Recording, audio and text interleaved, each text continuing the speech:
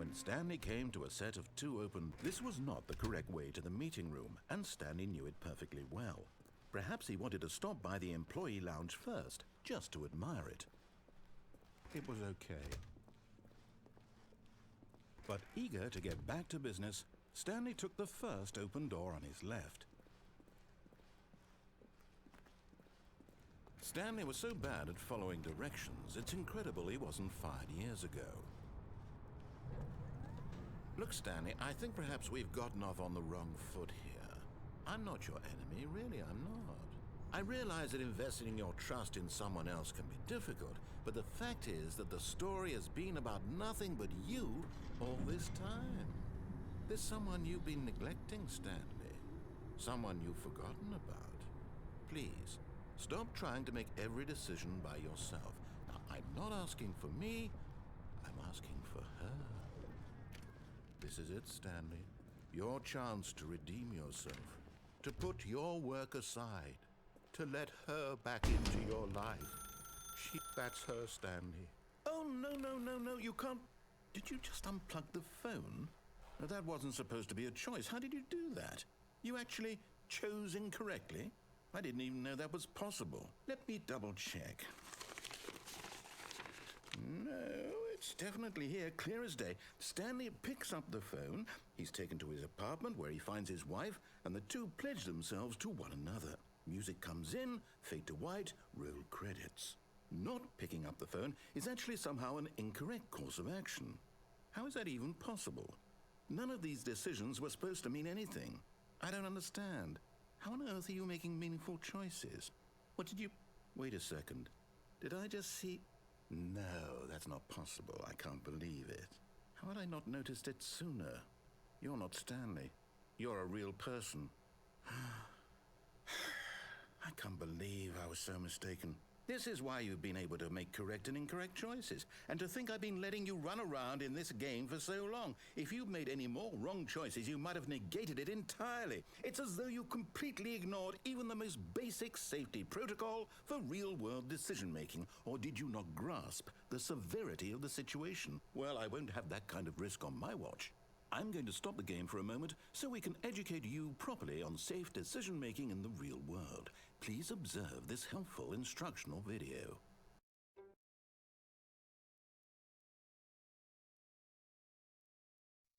Choice. Excellent.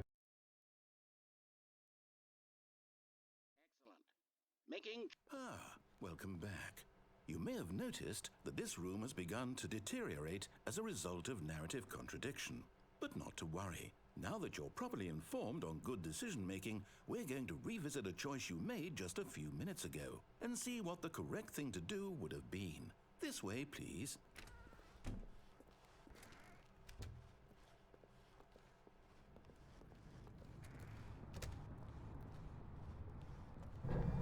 Now that we know your choices are meaningful, we can't have you jumping off the platform and dying. Imagine the main character dying senselessly halfway through the story. That story would make no sense at all. We just need to get you home as soon as possible before the narrative contradiction gets any worse. Unfortunately, it seems this place is not well equipped to deal with reality.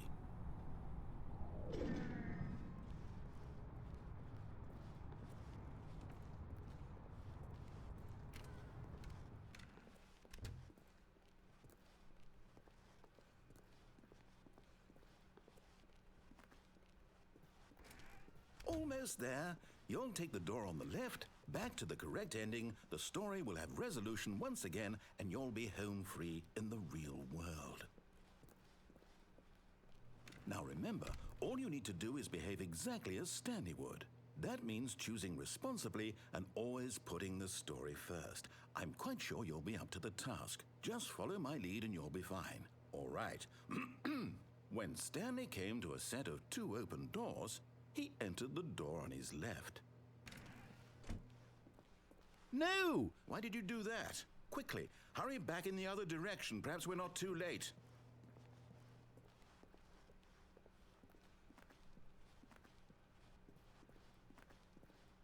Oh, it's ruined. I can't believe after everything we talked about that you... My story! You've destroyed my work! Why? For what? What did you get out of that? What did you think was so special about seeing the game undone, left here like so much garbage? It's worthless now. And what am I supposed to do? Even if there were a way to continue, would it be worth it? To know that my story is now incorrect? How can I go back to that? I can't erase that knowledge. I'll have to live with it forever, reliving its impossibility forever. I couldn't live that way. Is it better to shut the game down entirely? To willingly destroy all of my work? I don't know. What's the answer? What do I do? What do I do? What do I... No, I have to. I have to shut the game down. I have to. I have to.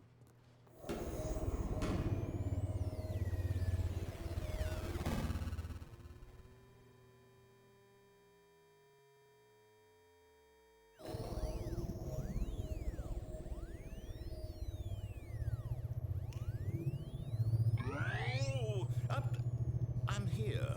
I'm still here. Here in this pile of rubbish. With you. You. Who thought you were so clever. Now look where we are. My entire game is destroyed. It was the only thing in the world that was mine, and you've run it into the ground. What, did you think that would be funny? You just had to see? Didn't I impress upon you how important it was to be like Stanley? He actually knows how to do what I tell him to. He understands that if I say to do something, there's a damn good reason for it. That thought hadn't even occurred to you, had it? That there's a world outside of you? You're a child. Oh, my story. If you'd just gone through the door on the left, you would have seen it. There was a whole underground facility. You would have destroyed it and been victorious. It would have been so perfect. I worked so hard on it. I tried so hard to behave exactly as Stanley would.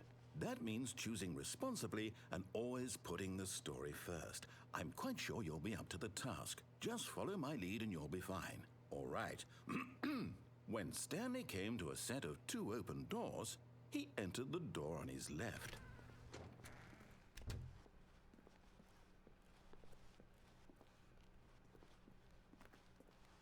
Yet there was not a single person here either. Feeling a wave of disbelief, Stanley decided to go up to his boss's office, hoping he might find... Coming to a staircase, Stanley walked upstairs to his boss's office.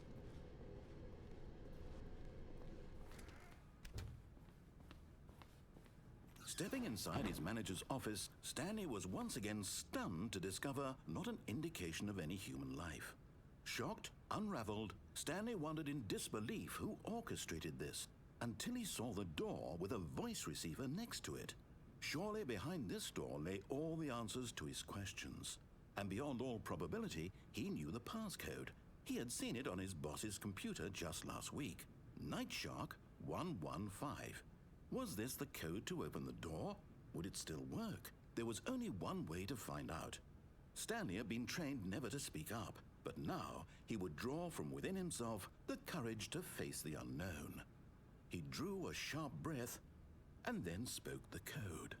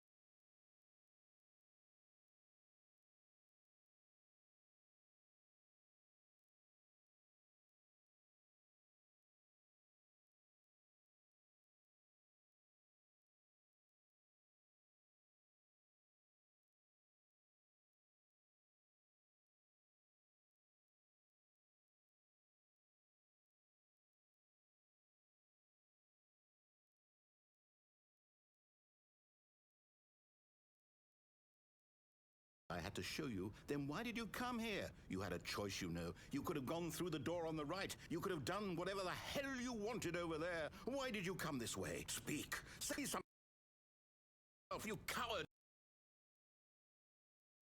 When Stanley came to a set of 2 open doors, he entered the door on his left. Stanley? Hello? Are you... Is everything okay? Stanley, please. I need you to make a choice. I need you to walk through the door. Are you listening? Can you hear me?